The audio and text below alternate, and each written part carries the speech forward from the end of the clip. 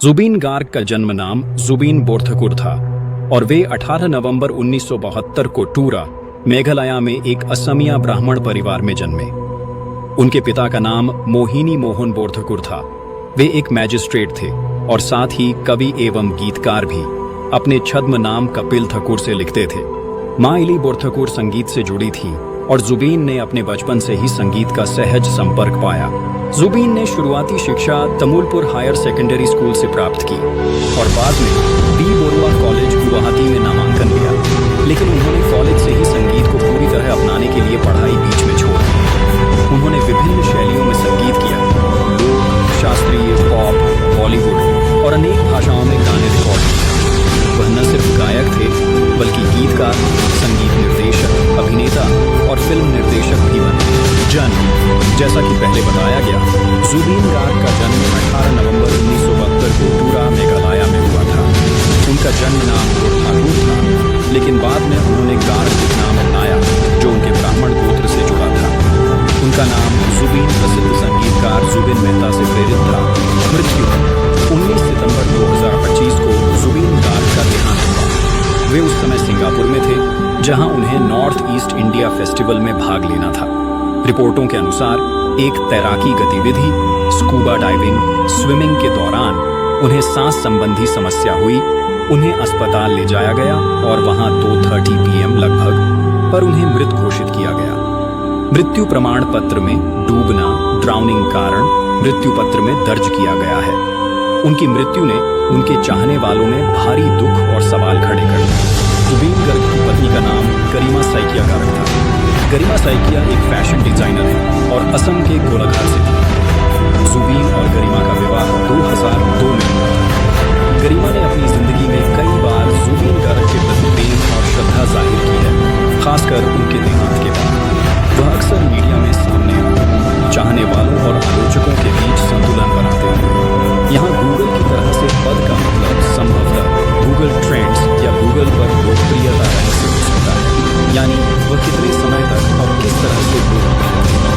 Jubin Garg internet पर बेहद लोकप्रिय थे। उनके नाम और गाने गूगल ट्रेंड्स पर भी अक्सर ट्रेंड करते थे।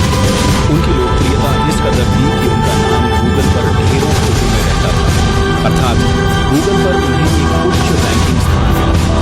इसका अर्थ यह है कि लोगों ने उनके बारे में बहुत खोज किया। उनके गीत, जीवन, मृत्यु, अफवाहें, ये सभी विषय खोज के माध्यम पर। यह दर्शाता है कि वे सिर्फ संगीतकार नहीं थे, बल्कि एक सांस्कृतिक प्रतीक बन गए थे।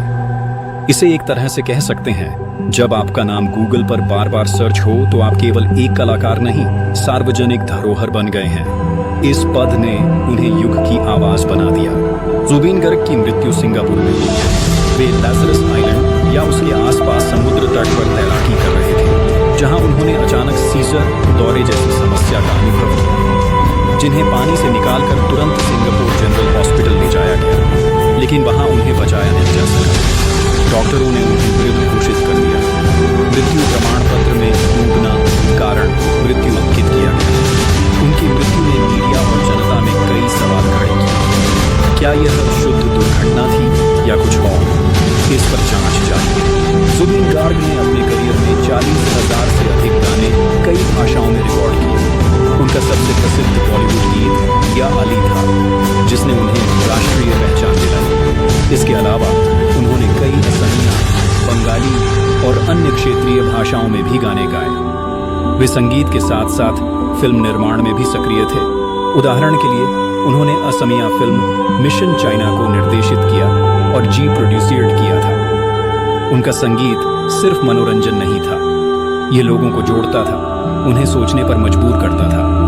इस वजह से उन्हें सांस्कृतिक आइकन कहा जाता है। जुबीन गार्ग की मृत्यु के बाद असम सरकार ने एक न्यायिक आयोग की स्थापना की और SIT स्पेशल इन्वेस्टिगेशन टीम को इस मामले की जांच सौंपी। कुछ सदस्यों जैसे कि मैनेजर और कार्यक्रम आयोजक को पूछताछ के लिए बुलाया गया है और मामला घात, अनुचित घटना की जांच के दायरे में आया है। दूसरी पोस्टमार्टम रिपोर्ट गुवाहाटी में कराई गई और वो रिपोर्ट परिवार को सौंप दी गई। इन विवादों ने यह स्पष्ट कर दिया कि यह मामला सिर्फ एक दुर्घटना नहीं था, बल्कि चेतना और नैतिकता की भी लड़ाई बन गया है। जुबीन गार्ग की कहानी हमें यह दिखाती है कि आवाज